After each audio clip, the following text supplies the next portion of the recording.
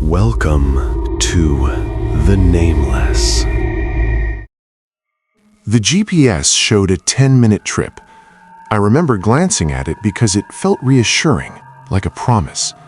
10 minutes from the bar to my apartment. The driver's doors locked with a soft click, almost polite, and I didn't think anything of it at first. Then he missed the next turn. The map recalculated. He didn't slow down. Instead, he turned off the main road and onto a narrow dirt path that didn't even look like it belonged on the screen. For a second, I thought the app was lagging. My phone had been acting weird all night. The headlights swept over uneven ground, tall grass brushing the sides of the car. I said, "Hey, I think the GPS wants you to turn back." And that was when he reached up and turned off the interior lights. Before that night, ride shares were just background noise in my life. I lived in a mid-sized city in the Midwest, the kind of place where everyone complained about traffic, but secretly liked how easy everything was. I didn't own a car, so I used rideshare apps constantly. Work, groceries, meeting friends, late nights out. It never felt risky. If anything, it felt safer than walking. I worked in digital marketing for a local company, mostly remote, mostly online. My days were spent looking at analytics dashboards and social media feeds, tracking engagement and impressions. I was used to being watched in a vague, abstract way. Likes, views, location pings. None of it felt personal. You get numb to it after a while. That Friday night had been normal. A few coworkers invited me out for drinks to celebrate a small promotion. Nothing wild. I had 2 beers, maybe 3. Enough to feel loose, not enough to feel careless. Around midnight, I called an Uber. The app matched me with a driver named Daniel. 5-star rating, over 2,000 trips. His profile photo showed a man in his 30s, neutral smile, dark hoodie, normal. When the car pulled up, I checked the license plate like I always did. It matched. The car was clean, smelled faintly like air freshener and coffee. I got in the back seat and buckled up. He nodded at me in the rearview mirror, didn't say much. The app showed my address clearly, 10 minutes. The first few minutes were uneventful. City streets, traffic lights, storefronts glowing in the dark.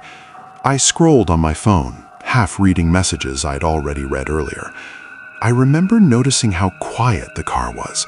No music, just the hum of the engine and the sound of tires on asphalt. Then my phone buzzed, a notification from Instagram. Someone had viewed my story. I hadn't posted anything new. I tapped it anyway. It was an account I didn't recognize. No profile picture, a string of numbers for a username. I shrugged it off. Bots did that sometimes. A minute later, the car slowed. Daniel missed the turn onto my street. The GPS chimed softly, recalculating.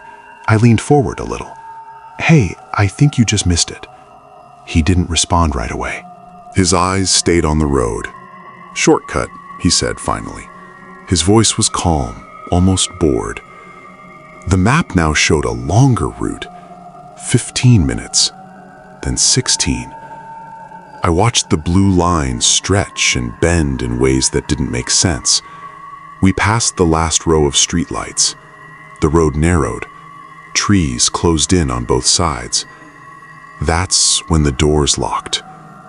I felt the click more than I heard it, a subtle vibration through the door panel. My stomach tightened. I told myself it was automatic.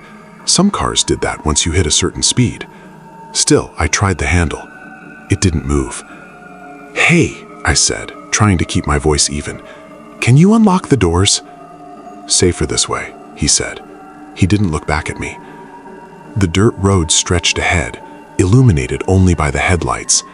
Dust kicked up behind us, visible in the side mirrors like fog. My phone signal dropped from full bars to 1, then to nothing.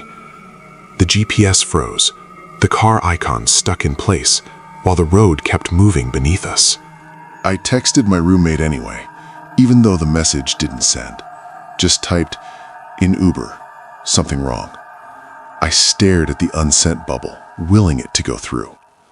I thought about calling 911, but the call button was grayed out. No service. The silence in the car felt heavier now. I noticed small things. The way Daniel's hands rested lightly on the steering wheel. The fact that he hadn't asked any questions about the route. The way he seemed to know exactly where he was going, even as the GPS stopped trying to keep up. We drove like that for several minutes. The road dipped and curved. I couldn't see any houses, any signs of life, just trees and darkness. I tried the door again. Locked. "Daniel," I said. Saying his name felt strange, too familiar. "The app updates slow out here," he said. "Happens all the time." I wanted to believe him. I really did. But my phone buzzed again. This time, a notification came through despite the lack of signal. A direct message on Instagram. "I see you're on your way home." My hands went cold. I hadn't shared my location. I hadn't tagged anything. I hadn't posted in hours. I checked the sender. Same account that viewed my story earlier. No profile picture, no posts. Just that message. I looked up at the rearview mirror. Daniel's eyes flicked to mine for a split second. He smiled. I didn't scream. I didn't panic, not yet. My brain went into a quiet, focused place. I typed back, "Who is this?" The reply came almost instantly. "You should put your phone down. You'll get dizzy." My head started to feel light, like the air in the car had changed. I realized I was holding my breath. I forced myself to breathe slowly. "Pull over," I said. My voice shook despite my effort. "Right now." He chuckled. A soft sound, almost friendly. "You're almost there." The road opened up into a small clearing. The trees thinned, and I saw the outline of a building ahead. It looked like an old maintenance shed or a storage facility. One light glowed above the door, casting long shadows. He slowed the car and stopped a few yards away from the building. The engine idled. The doors stayed locked. My phone buzzed again. "We're early," the message said. "Usually people are quieter." I stared at the screen, my reflection pale and distorted. "What do you want?" I typed. A pause. Then, "Just to meet you." Daniel put the car in park. He turned around in his seat to face me fully for the first time. Up close, his smile didn't reach his eyes. "You work online, right?" he said. "Marketing?" I didn't answer. My heart pounded so hard I thought he could hear it. "You're really good at it," he continued. "You know how to make people feel seen." I thought about my job, the campaigns I ran, the data I collected. The way I targeted ads based on behavior, location, interests, I suddenly felt exposed in a way I never had before. "I didn't do anything," I said. "You have the wrong person." He tilted his head. "No," he said gently. "I don't." My phone buzzed again. A new message, longer this time. It listed places I'd been in the past week. The coffee shop near my apartment, the gym, the bar from earlier that night. Details I'd never shared publicly. Times, days. "I didn't know it would be you," the message ended. But once I saw the name, it made sense. The light above the building flickered.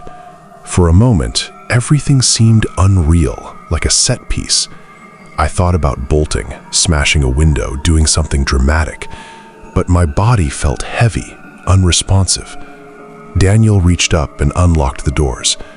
"Go on," he said. "You can leave." I didn't move right away. I waited, expecting a catch. Another message buzzed. "You should hurry," it said. "People don't like waiting." I pushed the door open and stepped out into the cold air. Gravel crunched under my shoes. The night smelled like damp earth and gasoline. I backed away from the car, never taking my eyes off him. He watched me with that same calm smile. "Be careful online," he said. "You never know who's watching." Then he drove away, headlights disappearing down the dirt road, dust settling slowly in the silence. I stood there for a long time after he left. I didn't know which direction led back to anything familiar. My phone showed 1 bar of service now, flickering. I called my roommate. The call went through on the 3rd try. I don't remember what I said, only that she kept telling me to stay where I was. Eventually, a sheriff's car found me. They asked questions. I answered them as best I could. They drove me home. They said they'd look into it. The Uber app showed the trip as completed. 10 minutes. 5 stars. Automatically applied. When I tried to report the driver, the app said the account no longer existed. The Instagram account was gone too. Messages erased, no trace. I changed everything after that. Passwords, privacy settings. I stopped using ride shares for a while. I took the bus, I walked. I told myself it was over. Sometimes, late at night, my phone buzzes with a notification that disappears before I can open it. Sometimes my GPS takes a second longer than usual to load. I try not to think about how easy it is to watch someone without them knowing. I still work in digital marketing. I still spend my days looking at data points and location pings. But now, every time I see a blue dot moving across a map, I wonder who else is watching it move, and whether they already know where it's going.